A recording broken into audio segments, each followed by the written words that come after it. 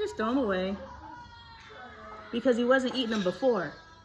Right? So I'm trying to make something he previous didn't like taste better. So if he still doesn't like it, who's to say? Who's to say? It wasn't the, right? He still doesn't like the original. It has nothing to do with the 20 different ingredients I just put on it. Be optimistic, he might like it. He's gonna love them. He's already eaten some. I gave him some. Try this. Right? And it's like, do you want? No.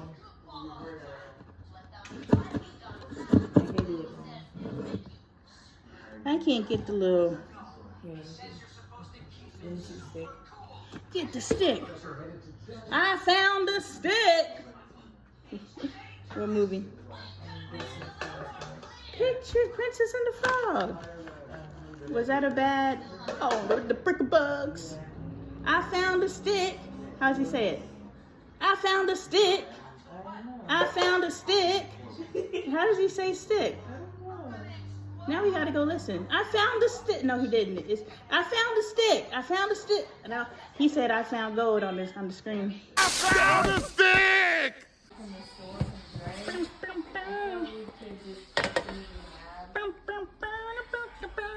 Look at him. Look at him. Mm-hmm. See, y'all about to see whoever is in the business of making dog biscuits.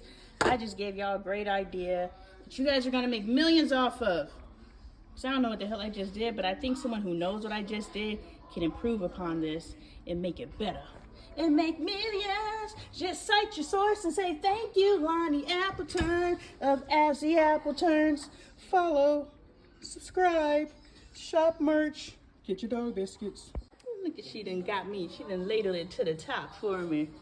Aw, look at her looking out for her mom. She's like, I got it. You ain't gotta worry about it, mama. This is my last dog biscuit.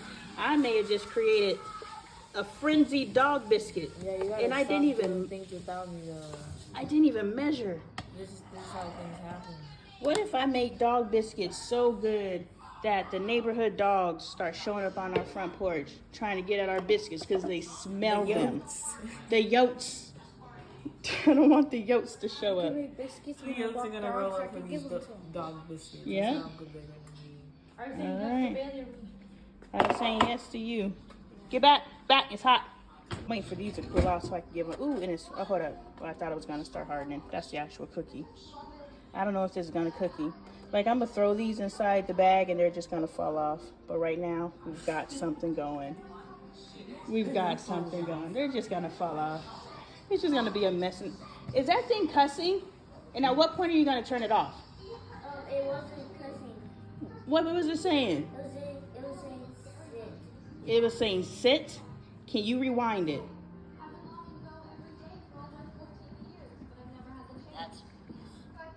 But the bad news is they'll continue to spread all over your body. Spreading and spreading and spreading and spreading. And then they disappear in a couple hours, right? No.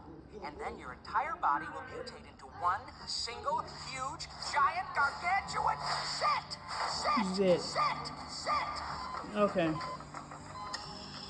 I was like, he's straight listening to debauchery and just chilling like. Doo-doo-doo.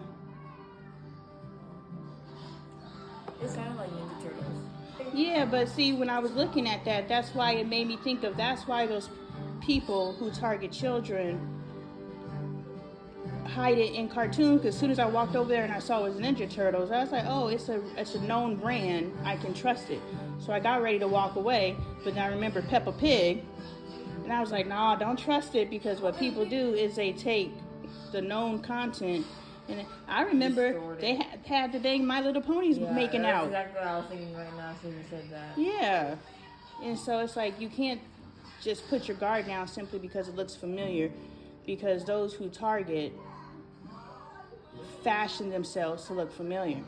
So when you're out here dating, Like John Wayne Gacy. Ooh. So when you're out here dating, you're out here making friends, and you're doing all these things, understand God's heard your prayers and the devil heard your prayers.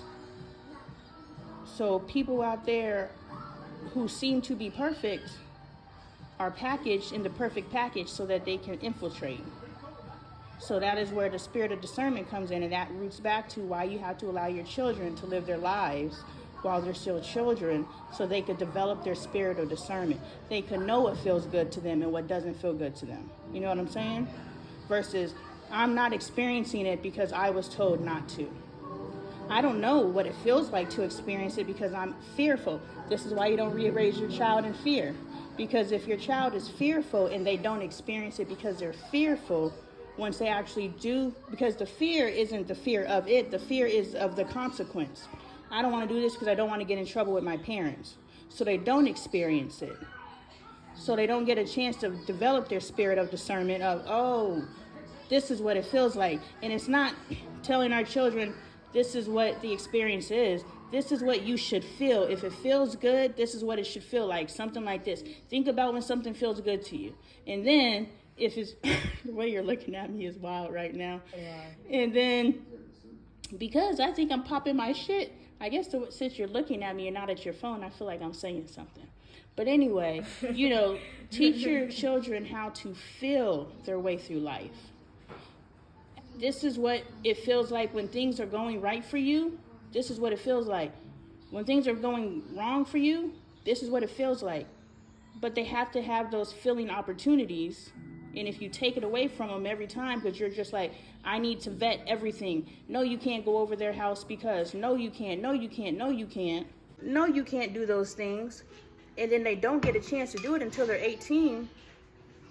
What they are pulling into their lives, they are pulling in that which they are asking God for and that which the devil overheard. So if you do not allow your child to develop their spirit of discernment while they're in your home, the temptation was irresistible. She said it on the TV. When the temptation pulls up, it's just like it was just irresistible. I didn't know what to do. Why? Because my mama or my daddy told me, stop looking at me like that. My mama or my daddy told me, yeah, you can do that when you get up out of my house. Right. But the fact that you were able to do it while you were in my house, now that you have complete freedom to do whatever you want to. But, I feel like I'm a pioneer, I started off raw, uncut, getting the punishments, getting the slaps on the wrist, I won my stripes. You did start out in a very old school, militaristic, abusive, black household. You did. Shame. And now you are transitioning into I don't even know what this is. Right? A free range. A free range. We're just making it up as we go. Right. It truly is free range parenting. We just coined the phrase, we are free range parenting over here. We just, hey, let's try this, And so the beauty of it is all 5 children need to be parented differently. Just because they're adults doesn't mean they don't need to be parented. We're still raising kids. My dad should still be raising me. Even though I'm 40-something years old,